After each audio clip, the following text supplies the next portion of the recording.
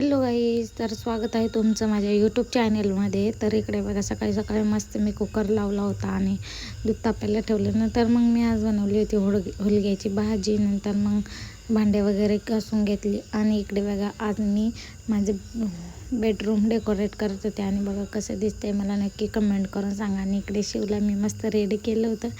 आमची शिव कशी दिसते ते पण कमेंट करून सांगा. आणि कोंबड्यांना खायला टाकलं. नंतर मग वेळा घेतला आणि घासात निघाले आणि तुम्ही पाहू शकता सगळा घास जळून गेला आहे पावसाने.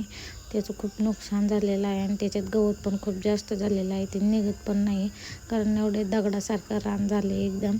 नंतर मग शेवकन्याची मध्ये मध्ये लोडवड चालूच असते. घरी आल्याने हे बघा, शेण भरायला जुगाड केलेलं आहे. पटकन शेणकूर वगैरे करून घेतला आणि नंतर मग शेणकूर वगैरे झाल्यानंतर गुरांना पाणी पाजायचं होतं.